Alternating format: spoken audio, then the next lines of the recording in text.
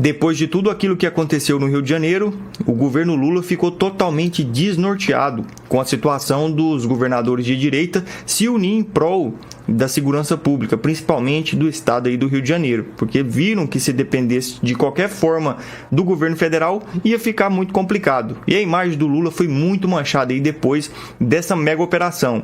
A gente tem que falar aqui agora que o governo está fazendo de tudo para aprovar aí uma nova PEC da segurança pública, que integra ali as forças federais junto com os governos estaduais. Só que tem uma pegadinha nessa história aí, e o governador de Goiás, o Ronaldo Caiado, ele desbancou o Lula aqui na raiz. A gente vai trazer para vocês aqui tudo que aconteceu nessa fala do governador de Goiás, o Ronaldo Caiado, dentro da CNN, que é muito importante que você esteja extremamente atualizado. Tem uma situação aqui também entre o presidente Donald Trump e o Maduro, que depois que saiu uma nova notícia aqui em primeira mão, a situação está muito complexa ali e pode vir agora uma terceira guerra mundial, dependendo do que, se isso aqui realmente se confirmar. Pessoal, meu nome é Samuel Fernandes, eu sou analista de negócios lá do canal Editorial Central e a gente está aqui novamente no canal do Dr. Sandro Gonçalves, trazendo conteúdo extra de tudo que aconteceu na política nacional e na geopolítica também. Vamos comentar sobre esse assunto aqui da segurança pública do Brasil, que esse assunto aqui foi o assunto da semana, foi o que gerou mais repercussão aí no Brasil inteiro, sem nenhuma dúvida. Agora, a grande questão é que o governador de Goiás aqui nessa fala dentro do Metrópolis Política, ele desbancou essa narrativa do Lula aí, agora de querer ajudar dentro do Rio de Janeiro ali. Olha só o plano do Lula de aliviar para o tráfico que é exposto ao vivo. Preste bastante atenção aqui na fala do Ronaldo Caiado.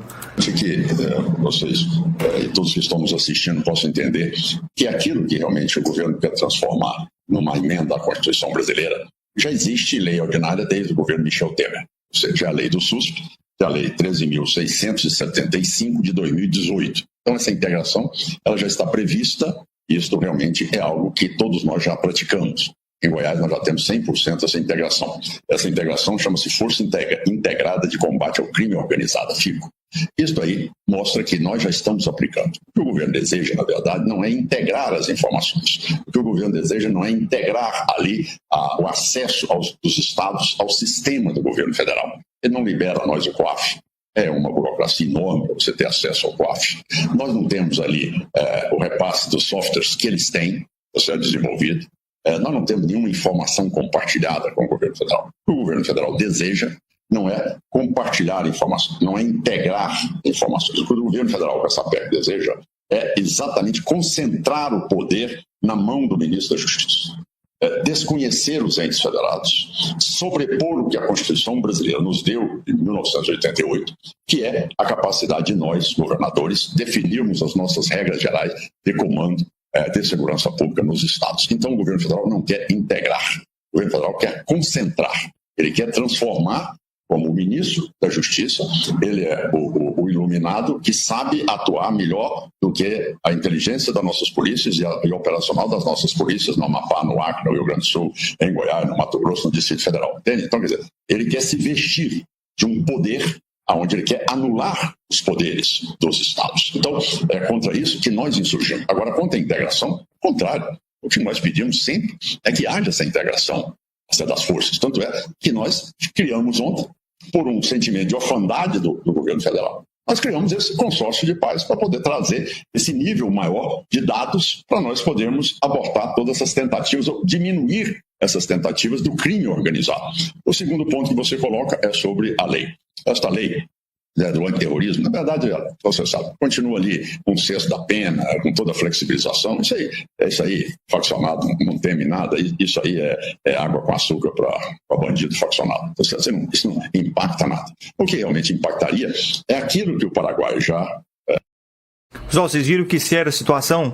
O governo federal, na verdade, ele não quer integrar, ele quer dominar toda a questão aí da segurança pública do país, porque a partir do momento aí que uma proposta de emenda da Constituição dessa natureza ela foi implantada, praticamente aí ela tira, de certa forma, a força do Estado de agir. Aí você imagina só, um governo hoje que está no Brasil que não tem a mínima responsabilidade com a segurança pública do povo. A gente vê aí os números aumentando cada dia mais. Hoje 1/4 da população brasileira ela vive sob o jugo dessas facções criminosas. Aí coloca o poder inteiro praticamente aí dentro do governo federal. Isso aí é um negócio que o governador de Goiás ele desbancou de cara aí. E agora vamos mostrar para vocês aqui qual que é a verdadeira preocupação da esquerda aqui nessa questão toda. Olha só essa publicação que acabou de sair aqui no Poder 360, que foi uma fala aqui da ministra Gleisi Hoffmann. Presta bastante atenção, ó. Governadores de direita querem o Brasil na mira dos Estados Unidos, diz Gleisi Hoffmann.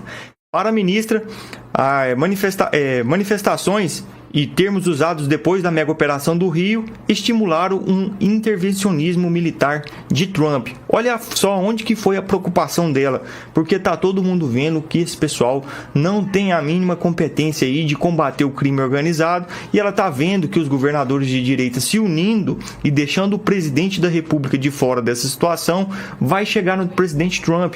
O governador do Rio de Janeiro, Cláudio Castro, ele fez todo um relatório ali de tudo que aconteceu, mostrou para o Trump que o governo federal não ajudou em praticamente nada, não deu ali a Polícia Federal, não ajudou na questão da assinatura do GLO, precisou até daqueles blindados da Marinha, foi negado. Então praticamente tudo que tentaram foi muito aí negado em tudo que foi pedido pelo governador Cláudio Castro do Rio de Janeiro. E aqui, em uma publicação na sua rede X, a Gleisi Hoffmann, olha só o tanto que eles estão preocupados com essa situação que a gente tem comentado aqui.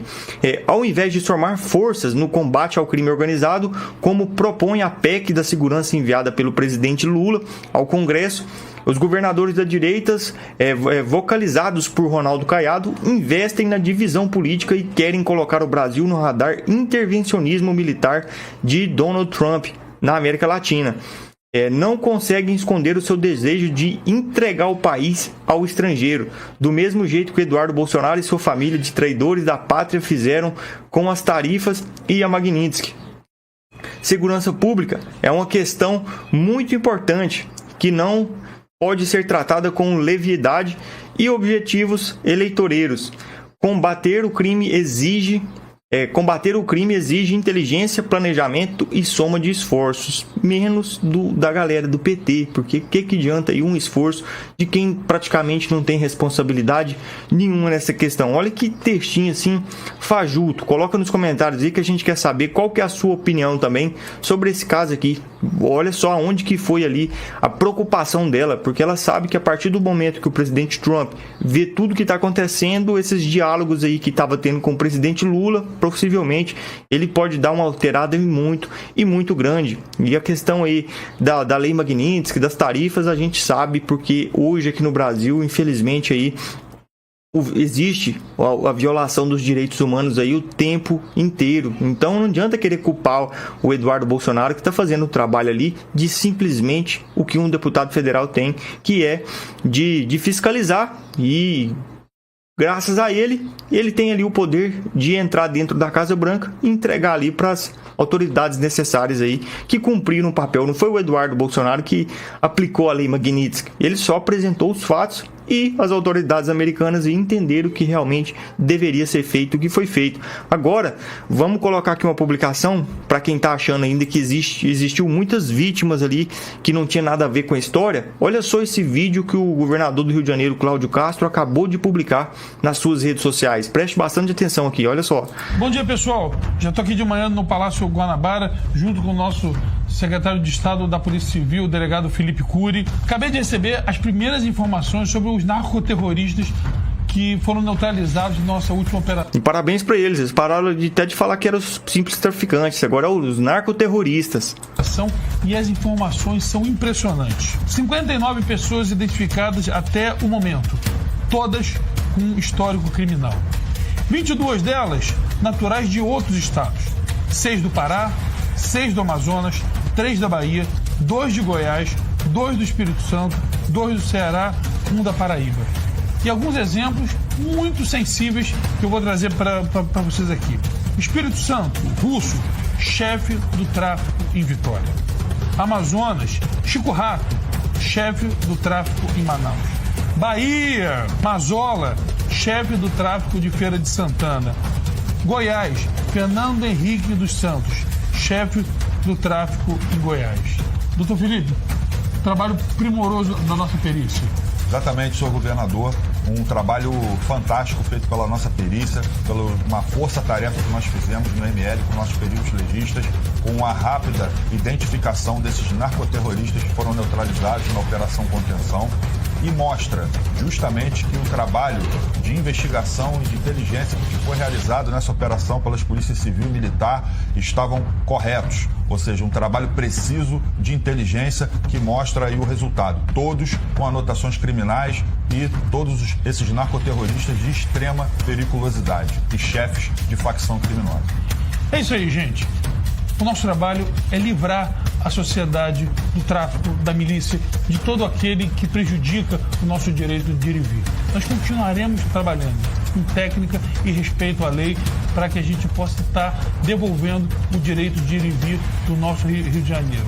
E já vamos entregar o relatório completo, sobretudo para as autoridades, porque no Rio de Janeiro transparência é fundamental. Vamos continuar trabalhando. Um abraço. Olha só casca grossa aí que perdeu sua vida ali na troca de tiro com a polícia, e a grande mídia quer vender aquela ideia que foi praticamente aí, eles não sabem com quem que morreu ali, na verdade, naquela operação. Essa operação aí vem a seguinte questão: a grande mídia tentando vender aí para todo mundo que foi uma operação muito sangrenta, que não sei o que. Aí perguntaram à população, e olha só, a gente trouxe uns dados aqui que aconteceu depois dessa mega operação. Uma delas aqui é essa publicação aqui do Balanço Geral, que fez ali uma enquete ao vivo perguntando o que a população, se ela concorda ou não com essa mega operação.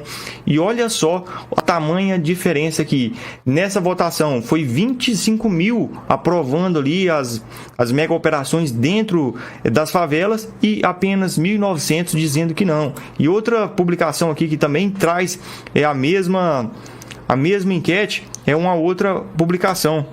É essa publicação aqui do canal Metrópolis. Olha só, quase 90% dos moradores da favela do Rio de Janeiro apoiam a operação contra o Comando Vermelho. Olha só a publicação aqui do canal Metrópolis. A maioria dos moradores da favela da cidade do Rio de Janeiro apoiam a mega operação policial realizada esta semana nas favelas da Penha e do Alemão. De acordo com uma pesquisa da Atlas Intel, é a segunda pesquisa com o número de 88% das pessoas que estão aprovando ali. Então, não é brincadeira, esse aqui não é um número que a gente pode deixar simplesmente para lá. É praticamente aí todas as pessoas do Rio de Janeiro, que são pessoas do bem, apoiam sim a polícia a entrar ali e fazer essas mega operações, porque ninguém aguenta a viver sobre o jugo dessas facções criminosas aí o tempo inteiro. Agora, para a gente colocar aqui uma última publicação sobre esse tema, e prova disso é as ruas do Rio de Janeiro aqui, que provam por si próprios aqui, que mostra que a população aqui está aplaudindo de pé os policiais. Olha só.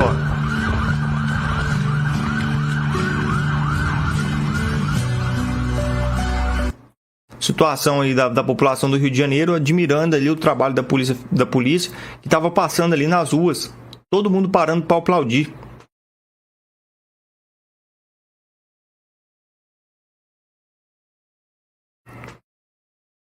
Essa aqui foi uma publicação aqui do Diário 360, onde diz o seguinte: nas ruas do Rio de Janeiro, as famílias e cidadãos de bens se reuniram para aplaudir e homenagear os policiais. Entre os gestos emocionados e palavras de gratidão, o povo reconheceu a coragem, o cumprimento e o sacrifício desses profissionais, destacando a importância de valorizar quem enfrenta o crime de frente, garantindo a segurança e a paz das comunidades. Tem que dar os parabéns mesmo, tem que dar o braço a torcer para a polícia do Rio de Janeiro, que fez um excelente trabalho. A gente vai mostrar para vocês aqui agora uma outra situação que já muda praticamente total do tema, que é uma última notícia que saiu dentro do Luiz Barsi Notícias, onde mostra que o Trump pode atacar alvos na Venezuela em qualquer momento dentro do território. Isso aqui não vai ser agora lá no Mar do Caribe, não. A gente vai comentar sobre esse assunto aqui agora um pouco, que tem dado muito o que falar e tem a resposta imediata ali da Rússia depois dessa história aqui. Olha só, o governo dos Estados Unidos estaria prestes a atacar instalações militares dentro da Venezuela. Segundo informações obtidas pelo Miami Herald, fontes de conhecimento na operação afirma que os ataques podem ocorrer a qualquer momento e faria parte de uma nova fase da ofensiva americana contra o chamado Cartel de los Soles, grupo de narcotráfico supostamente comandado pelo ditador Nicolás Maduro e por altos membros do seu regime. De acordo com o Wall Street Journal, os alvos seriam base e estruturas militares usadas pelo cartel, e as ações teriam como objetivo enfraquecer a hierarquia e interromper o tráfico de drogas. Autoridades americanas, elas estimam que os grupos exporte cerca de 500 toneladas de cocaína por ano para os Estados Unidos e Europa. Embora não haja confirmação se Maduro seria um dos alvos diretos, uma das fontes declarou que seu tempo está se esgotando e que generais próximos estariam dispostos a capturá-lo. Então, a gente vai ver uma situação aí logo, porque imagina só, a gente não pode imaginar que o presidente Trump está tendo toda uma despesa dessa aí no Mar do Caribe. A gente estudou aqui antes de comentar sobre esse assunto e existe um dado interessante demais, que é a questão aí do valor logístico para deslocar essa tropa que foi para o Mar do Caribe. Os Estados Unidos está gastando aí $1 bilhão por dia para deixar ali os maiores porta-aviões do mundo, aqueles 7 embarcações que é os navios destroyer, tem submarino nuclear, tem 10 caças F-35 ali em Porto Rico, que é pertinho da Venezuela. Então a gente está vendo aí que a tensão está aumentando muito. Depois ontem que saiu aquela notícia que o presidente Trump a qualquer momento também ele vai fazer testes de bomba nuclear, ele já está vendo aí que pode ter interferência de outros países nessa questão da Venezuela. Prova disso foi essa matéria aqui também que saiu no Braddock Show, que a Rússia apoia o Maduro e ameaça. Estamos preparados para responder a qualquer momento. Olha só essa publicação também, para a gente ficar mais atualizado. Olha só, porta-voz do Ministério das Relações Exteriores da Rússia emitiu declaração oficial sobre a tensão na Venezuela. A Maria Zakharova afirmou que apoiamos a liderança da Venezuela na defesa da soberania nacional. Abre aspas para ela de novo. Estamos preparados para responder... Melhor dizendo, apoiamos a liderança da Venezuela na defesa da soberania nacional. Fecha aspas. Esse aqui foi a porta-voz das relações exteriores da Rússia. Quem é a Rússia? Agora a gente faz a seguinte pergunta. Quem é a Rússia para falar de soberania nacional, tendo em vista aí o que fizeram com a Ucrânia? Eles querem cutucar a onça com a vara curta mesmo. Porque se a Rússia estiver achando que vai conseguir intrometer nessa questão aí do narcotráfico, que os Estados Unidos está querendo exterminar na Venezuela, a gente acredita aí que a Rússia tem muito mais a perder do que a ganhar, porque defender um ditador igual o Nicolás Maduro aí, só se tiver com o rabo preso também, porque essa situação aí ela pode implicar aí numa terceira guerra mundial. Olha só, contra a pressão americana, a diplomata advertiu, abre aspas novamente, estamos preparados para responder adequadamente às ameaças emergentes na região caribenha. Continuando aqui, o Kremlin pediu aos Estados Unidos para respeitar a lei internacional. Nossa, que hipocrisia é essa?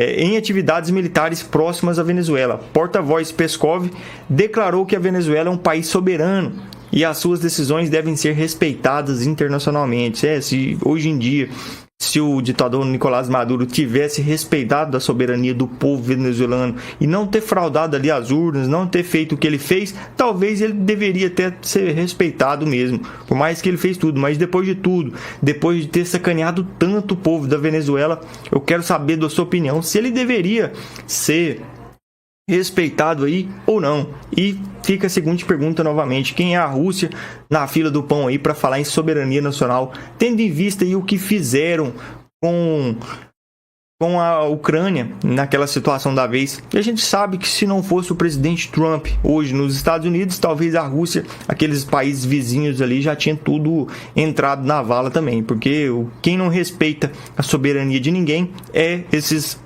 regimes da extrema esquerda, que é a situação da Rússia, da China, de tudo isso que acontece. Agora, vamos colocar aqui uma publicação do Maduro, de tanto que ele está desesperado aí com essa situação, que saiu agora aqui dentro do Poder 360, onde diz que o Maduro, em desespero, pede à Suprema Corte da Venezuela a revogação da cidadania para quem se unir ao exército estrangeiro. Porque está tendo algumas informações internas ali nos bastidores dentro da Venezuela que os cidadãos de bem está de certa forma ali colaborando ali com as autoridades americanas, porque tem algumas autoridades americanas ali infiltradas dentro da Venezuela, que serve ali de certa forma de espião. Olha só essa informação aqui.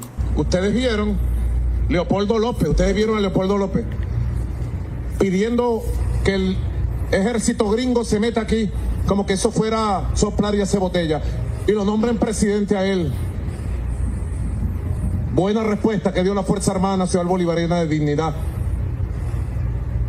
Yo he elevado al Tribunal Supremo de Justicia una consideración constitucional en base al artículo 130 para que agente vendepatria que se suman a un ejército extranjero imperialista para invadir a Venezuela, el Tribunal Supremo de Justicia autorice proceder y quitarle la nacionalidad venezolana, toda la documentación y todo lo que haya que quitarle, de acuerdo a la ley y la Constitución. Lo hice por la calle del medio. Pesquisas internas ali dentro da Venezuela apontam que a maioria, que 80% da população está aprovando aí a intervenção militar dos Estados Unidos dentro da Venezuela. Esses 20% a gente entende que as pessoas ainda que têm a oportunidade de comer um prato de comida ainda durante o dia, que são aí as pessoas que estão apoiando o regime do ditador Nicolás Maduro.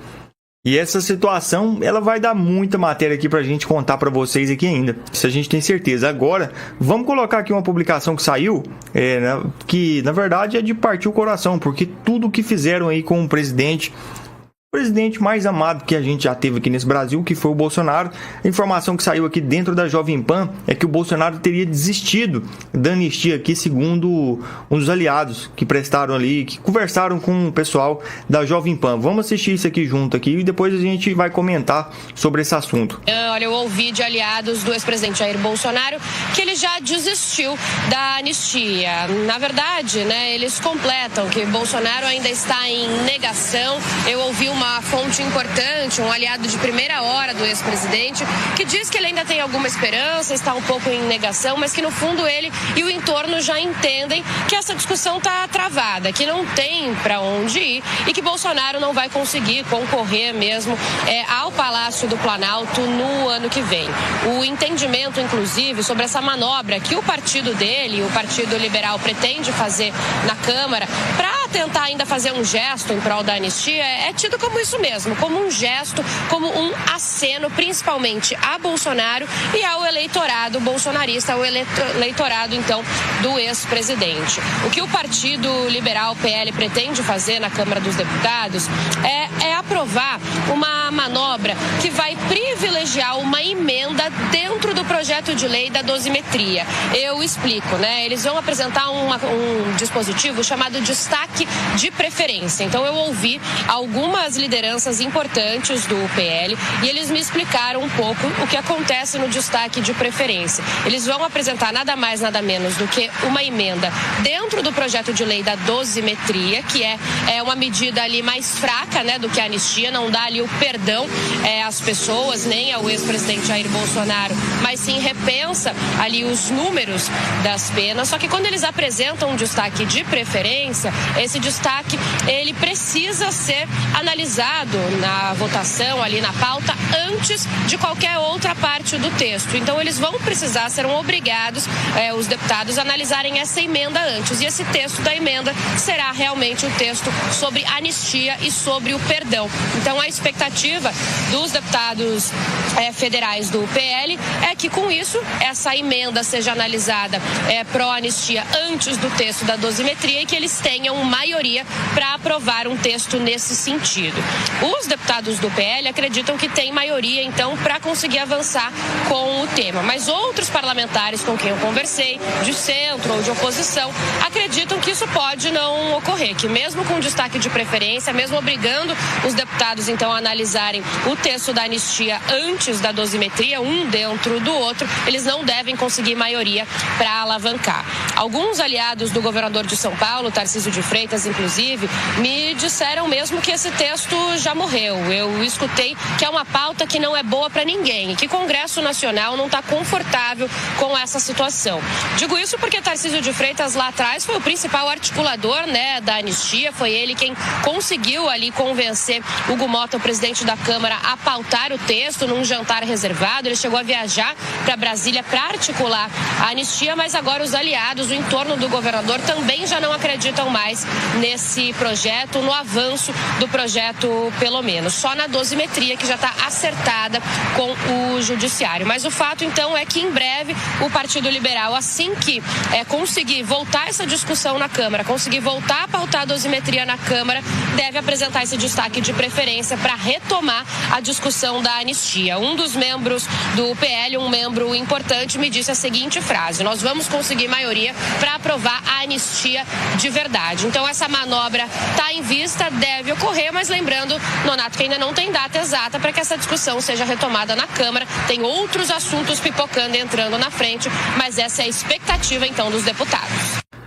A gente quer saber da sua opinião a seguinte questão. Na nossa opinião aqui, a eleição de 2026 sem Bolsonaro na urna é uma eleição já fraudada, porque falar que teve golpe de Estado naquele ato do dia 8 de janeiro, que o Bolsonaro é o principal cabeça de tudo que aconteceu, isso aí é uma sacanagem sem tamanho. Agora, a seguinte questão, para a gente voltar mais para a realidade aqui, a seguinte questão que fica: o que você prefere? Anistia ampla, geral e restrita, ou essa questão aí da dosimetria, que eles estão falando aí em apenas 2 anos de prisão aí pro Bolsonaro, e que libertava aí essas outras pessoas aí que foram presas?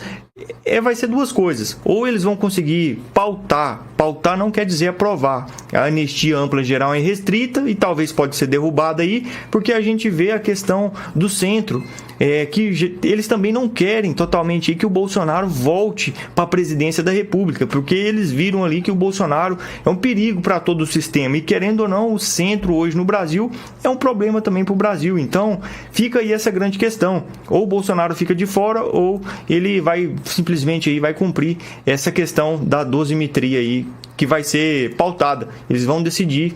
E eu quero saber da sua opinião, o que deveria acontecer. Na nossa opinião, com certeza era ampla, geral e restrita, mas pelo visto isso está muito difícil de acontecer, porque parece que a pressão vinda do Donald Trump, de certa forma, ela deu uma diminuída aí, ou novas informações vai vir para poder mudar a nossa opinião nesse quesito. E a gente quer saber da sua opinião.